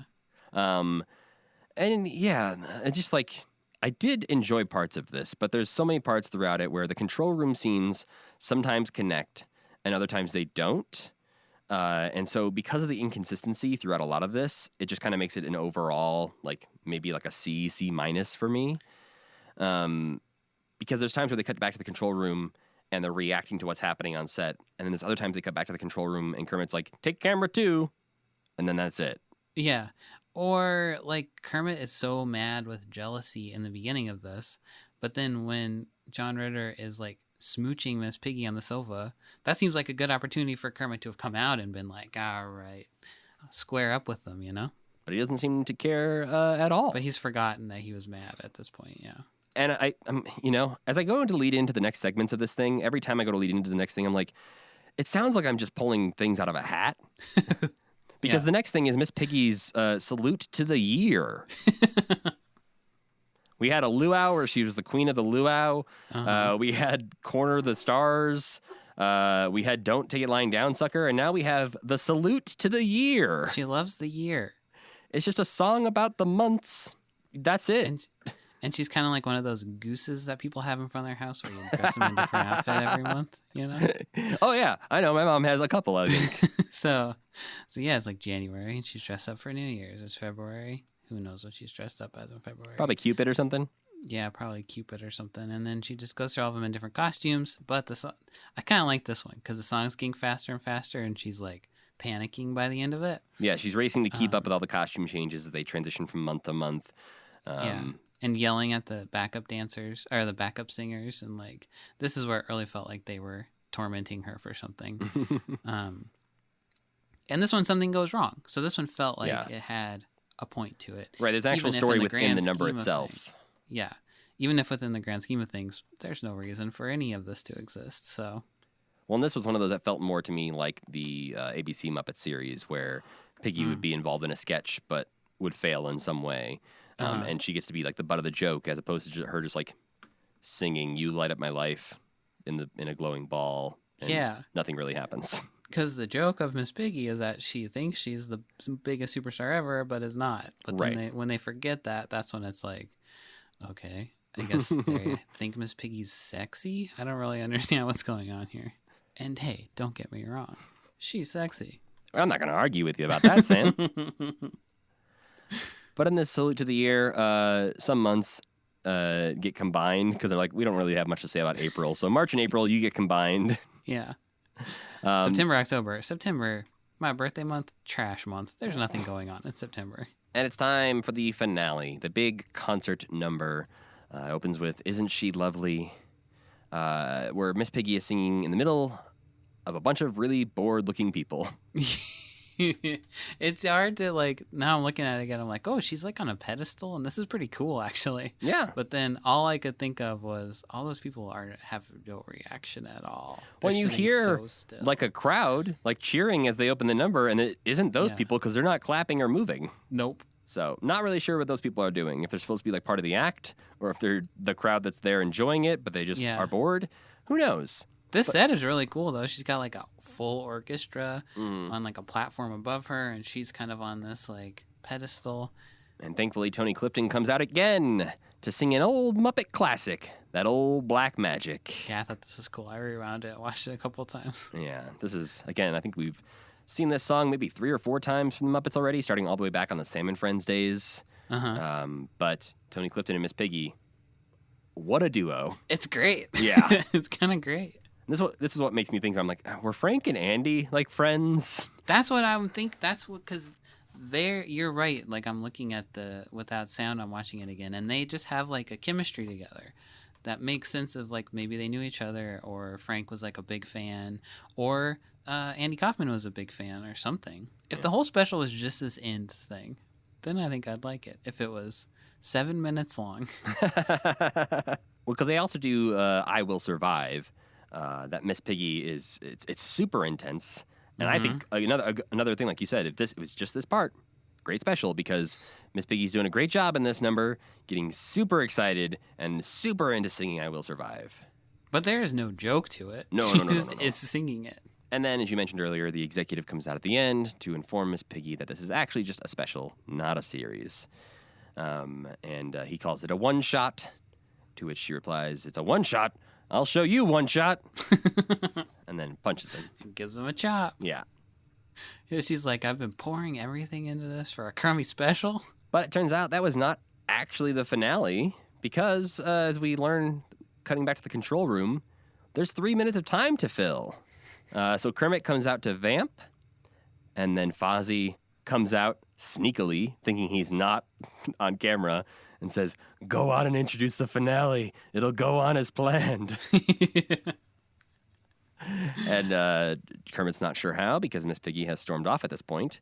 But it turns out everything's fine, because John Ritter has dressed up as Miss Piggy to sing The Impossible Dream. This is the classic Muppet. Like, this is a good episode of The Muppet Show at this point. Yeah, no, this feels like something that would happen, and probably has a version of this has happened. I feel like Fozzie has come out and whispered something to Kermit a number of times in The Muppet Show. Well, we've also seen moments where the guest star has taken over for Piggy because she refused to do something, and then when they do it, she's like, "Hey, I'll do it now." And in an even more Muppety fashion, this show ends with a bunch of explosions, because Miss Piggy comes out to tear down the set, karate chops John Ritter as the set collapses around them. She karate chops a camera, which then explodes. Explodes. She's like pulling columns down like Samson and Delilah or whatever. It's very cool. And yeah, the credits roll as everything goes wrong. And then there's a shot of George Hamilton just standing there with a drink in his hand, completely stone-faced, not reacting to anything that's happening around him. And I think that's the perfect example of George Hamilton didn't need to be in this special. No, there's no reason for him to be here.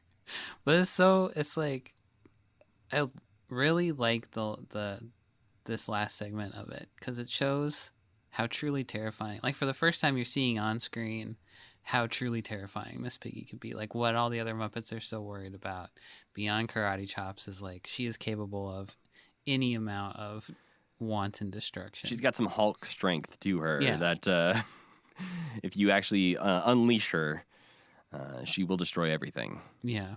The end also kind of, like, when I'm looking at Miss Piggy on that pedestal, I can imagine, like, a Muppet dinner theater, like, ride at Disney World or something, where she's, like, singing I Will Survive in the middle, and it's, like, in the round, and you're sitting watching her, and then everything, like, starts exploding at the end, and she's ripping the set down. Well, maybe it's like a... that extraterrestrial ride, where everything starts off really normal, and then, like, the lights cut out, and she's like, "I'm out of here." Then you can feel her, like, behind you, breathing on your neck. Yeah, feel what it's like to get karate chopped by Miss Piggy. We had to send 15 guests to the hospital this week because they were chopped too hard. Yeah, the gut shot. You spit out some blood.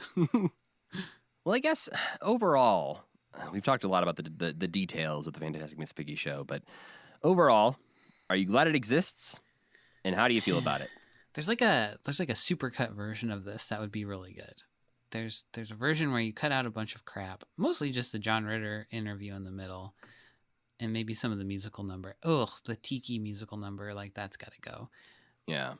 I think the end is very fun, And I think the puppetry of Miss Piggy throughout is amazing, which is always a hard thing to forget when they're doing something bad. Is like Right. But Because you're they're like, the best at in the no point world am at I looking this. at this pig and going like, that's not believable. right, right. I'm like, Miss Piggy, you're above this.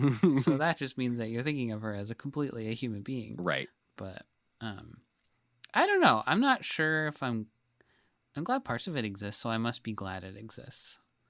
Yeah, I'm glad the Tony Clifton parts exist. Yes, watching her sing Old Black Magic with Tony Clifton. Like, if that was the only clip that had survived of this show, I feel like we'd be like, this has got to have been the best special of all time. And that's kind of what, like, I had not seen or read into, like, much about this special before watching it. I had never seen it before. So going in, I knew Tony Clifton was in it, and that got me excited. But I also knew George Hamilton was in it, which was like, all right. Nothing. Whatever. No reaction at all. What possible reaction could there be? Right. And so I think, yeah, like, I got kind of what I expected, where I was like, I have heard some mixed things about this, where some people love it for how campy and weird it is, and other people despise it for how, bad it is. I agree. I didn't have high expectations coming into it, so I wasn't disappointed. It was just more like, it was more befuddling than I was expecting it to be. Well, we've checked off most of 1982 at this point, so that must mean it's time for our Muppet of the Week. This week's Muppet of the Week has nothing to do with what we watched this week, but we haven't talked about him yet, and we're running out of Muppets that we've seen and haven't talked about. So this week's Muppet of the Week is Quango, the Wild Mountain Gorilla. Matt. What do you want me to do, Sam? We don't meet Pepe for a long time. We don't really have a lot of new Muppets popping up right now. All right. So Quango is the tannish brown chimp-like puppet that Kermit, in fact, refers to as a chimp in the Cheryl Ladd episode. But in the 5th season, when he's late to wrestle Gonzo in the Debbie Harry episode, he is finally fully named as Quango, the Wild Mountain Gorilla. Yeah, he has more of a gorilla look to me, I'd say. I don't know. He's so, like, thin and spindly. I feel They're like like Donkey Kong. All the Muppets are thin and spindly. He's more like a Diddy Kong, though. Like, Donkey Kong's got some beef to him. Maybe he's more like Lanky Kong. Lanky Kong. That's who he's the most like. Everyone Google Lanky Kong together right now. Yeah, well, that's clearly an orangutan. Yeah. That's not a gorilla. Related, though. And, yeah, I do have a little bit more to say about Quango, but I will temper that with saying I don't have a lot to say about Quango, because why would I? No. He debuted... He does show up like a lot for... And that's the weird thing about him, is that he's still around to this day. But he debuted in the Season 2 Peter Sellers episode when Bunsen accidentally teleports him back from Africa. When he's teleporting people around, and he sends Kermit to Africa, and when he brings Kermit back from Africa, Quango is there with him. And then Quango just never left. He's just like, hey, I like it here. Yeah. And he will be used throughout the years, including in Muppets Tonight, Sesame Street, and even the 2011 film The Muppets and Muppets Most Wanted. Huh. So, again, the fact that he is, like, he goes on to Sesame Street for a while. Like, I think maybe just in one thing, but it's not in the early days when they were doing a lot of Muppet overlaps. It's later on when, like, Elmo's a star. He shows up in, like, a movie with Elmo. How do you even end up over there? I don't know. Maybe they forgot. Like, somebody had him in the car. They're like, I guess we could use this guy. I have him here with me. Was this a Sesame Street or a Muppet Show? And like a lot of weird random Muppets, he also shows up in the books Muppets Meet the Classics, The Phantom of the Opera, and Muppets Meet the Classics, Fairy Tales from the Brothers Grimm, which I still have not read. I own both of them, have not read them yet. They seem completely wild, because as we've talked about before, they are characters from the Muppets playing characters within these stories, and it features a lot of appearances from extremely random background Muppets. Yeah, but how that exactly works, I still don't understand. Right, like how do you write, like, Gonzo as the Phantom says? Yeah. Quango's main performer was Jerry Nelson for a lot of his Muppet Show appearances, but he had a couple other performers. Frank Oz performed him in a Muppet Meeting film that we watched way the hell back whenever we did the Muppet Meeting films. That was episode 21, Sam. That came out in August of 2021. We were so young back then. We had no idea what we were getting into. But we talked about the Muppet Meeting films in that, and we did see, I think Quango, like, beats up a dude in an office. I don't really remember. Yes, he's trying to sell Quango something, I A think. skateboard? Could be. I feel like maybe this a gorilla with a skateboard. It sounds familiar. It's familiar. Yeah, we just got to watch them. We don't have to remember them. No, I don't remember anything we've talked about. But Richard Hunt also performed Quango in the Debbie Harry episode. So, as far as I know, that's like the three main performers. I'm sure Quango gets played by other people throughout the years, but nobody that I saw credited on Muppet Wiki. And of course, we have reached the end of any human knowledge about Quango the Wild Mountain Gorilla. So that is it. Sam, rate this ape. He's all right. I kind of like his design. It is kind of fun. He's got like an internal consistency of like he teleported there and he just hung out. And he got really famous, I guess, as a boxer or something like that too. Because he has a limousine, right? Yeah, he's like stuck in traffic in his limo when he is trying to get there to wrestle Gonzo. I really liked that. I'm going to give him a 7.5. Ooh. I'm going to go with a 6 just Okay. because I feel like he does have that one shining moment, but otherwise he's just kind of there. Yeah, in what world does he deserve a 7.5? I'm not changing my score, but it's true. Yeah. Thankfully, ratings don't really matter. No one's going to carve our ratings into stone and say, well, Quango clearly is a 7.5 Muppet. Unless this is the only thing that exists of human society after the collapse. And the aliens come back and they're like, clearly the Muppets was the most important thing on planet Earth. Who is this Quango? These two men devoted their entire lives. They sacrificed like personal time with their friends and family to explore the world of the Muppets. This clearly must be the most important thing. One of the finest Muppets of all, Quango the ape. Praise be to Quango. Yeah, they clone us like in the future. They're like, finally, we're like, yeah, he just was a guy. He like showed up in like 2 episodes. Maybe we'll catch up to everything Muppets in like 2042, and we'll freeze ourselves and say, hey, unfreeze us when there's more Muppet content. Yeah. They'll unfreeze us and it'll be like, The Quango Show. Ran for 48 seasons. It's 2095, and we developed The Quango Show. That's the future I want to live in. Yeah. Me too. We've genetically engineered the Muppets. They are real now. So...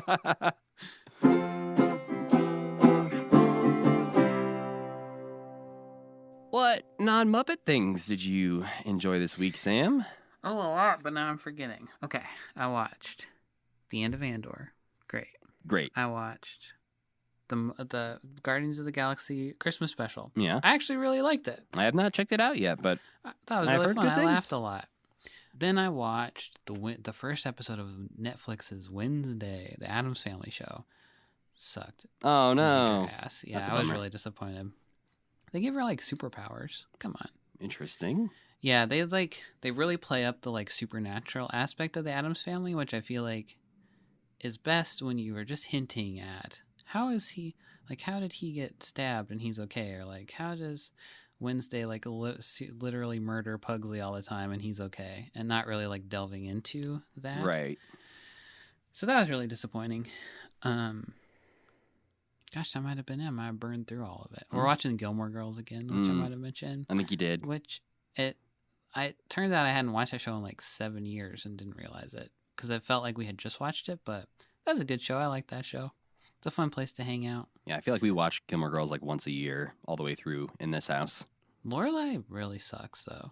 I'm sick of her shit. I mean, Lorelai and Rory both make some very bad decisions throughout the years in that show. It's just like this time through, I feel much more sympathy for Emily and Richard. Yeah, and Richard. Because like they'll do nice things and maybe they'll be like, oh, well, you could do this for me.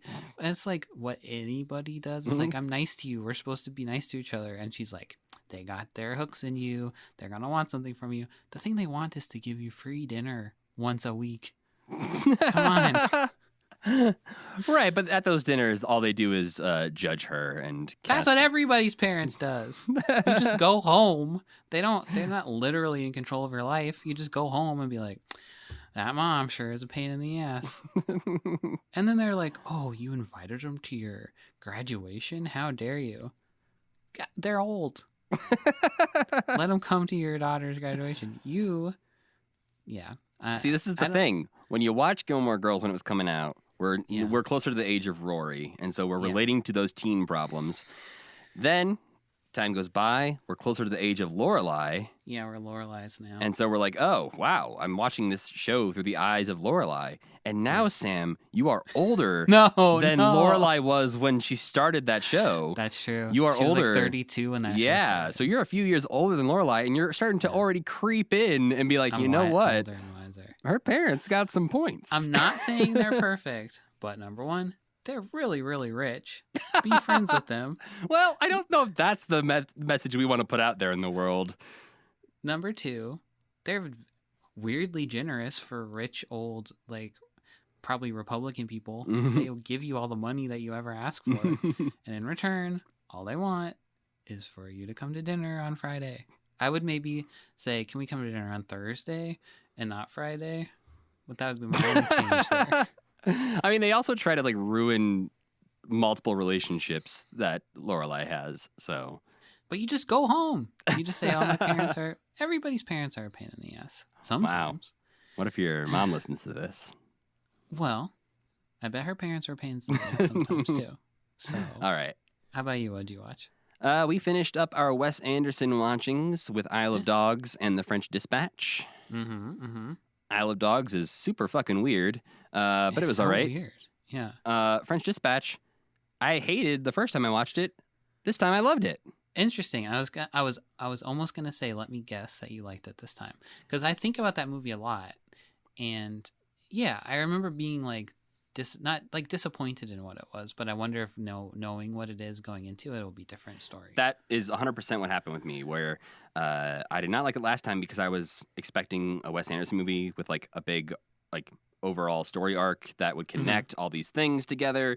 And really what this is purposefully, it is a magazine in film form. Like it is 3 different articles in short film form. And if you watch it more as like a thing like Paris Je t'aime, where it's like, these are a few short films cobbled together with a vague theme.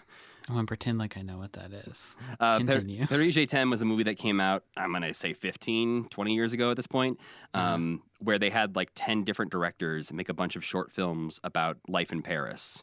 And they just like put them all together into like a feature film length thing and released that. Yeah. The thing about the movie is I think back and I'm like, oh, I really liked the prison part. Oh, I really liked when he's riding his bicycle around. I think that the character sketch of Bill Murray was really neat. So each individual part, I'm like, that was good. I like that. But yeah, going in this time, knowing what it was and watching it through the eyes of these are the individual stories being told by these writers and not expecting them to connect or have a payoff other than just like their own self-contained story. That is like, if you know that going in, it is so much better. And I was able to enjoy every segment of it for like what it was. Even like, I don't like some of them as much as the others, but the entire thing was like completely different as an experience for me. Huh. I will watch it again. Well, before we go, we want to let you know what we'll be watching next time. And next time, it's already time to check back in on Sesame Street, Sam. Oh, no. We Yeah. just did that. Yeah. 1982 is a somewhat light year for the Muppets. In 1981, we had 10 episodes of the podcast between Sesame Street check-ins. And this time, we've only had 2 episodes of the podcast between Sesame Street check-ins. Yeah. Because we're coming back up to November 1982. So we will once again be depending on the Sesame Street Old School Volume 3 DVD as we check in on Season 14 of Sesame Street. So we'll be watching the season premiere, which is episode 1706. We'll be watching the classic cuts that are in the bonus features on that DVD, and a lovely Season 14 Best of compilation that I found on YouTube. Great. I'm excited. There's another one. From Forgetful Jones again. So thanks, YouTuber Forgetful Jones. But, Sam, that's not all. Because of course not. That's not all we're watching. Because the Muppets did a couple of other things at the end of 1982 that don't fit neatly into any of our other episodes. So, we're also going to be checking out their appearance in the 1982 Macy's Thanksgiving Day Parade and Gonzo's appearance on the UK version of This Is Your Life. What? Yep. Is he the subject of the show? Nope. He shows up while like another normal human man is there for some reason. Okay. That sounds cool. Yeah, I don't really know what's happening or why, but we'll find out. We need to thank our friend Tuna for making the music for this podcast and Cassie Wilson for singing our theme song. Don't forget to go to commitment.com to pick up a logo enamel pin or check out our Patreon, or, maybe you want to listen to the episodes there instead of on your podcatchers and phones. But you can also email us either through the contact form on that website or at mail@commitment.com if you have any questions for us or criticisms or links to unseen Muppet things. No criticisms, please. I mean, we never asked for it, but people send them anyways. Okay. Speaking of that, something we haven't done in a very long time, if you want to rate this podcast on Apple Podcasts, go ahead and do that. Give it some 5 stars, nothing less than that, because why would you? And leave us some reviews, and we can read some reviews on some future episodes, because we asked for that in the very beginning, and we read some of those, and then we never asked for it again, and so nobody ever did it again. Oh, well, they should. Yeah, go review us on iTunes. I'm sure it helps something. But you can follow this podcast on Twitter @CommitmentPod, where we tweet out the things we are going to watch every week, so you can watch along with us. We also do have an Instagram, which is also @CommitmentPod, but it's harder to post about links on there because you should start a Tumblr. We have, to be fair, I reserved Commitment Pod Tumblr, so we have it.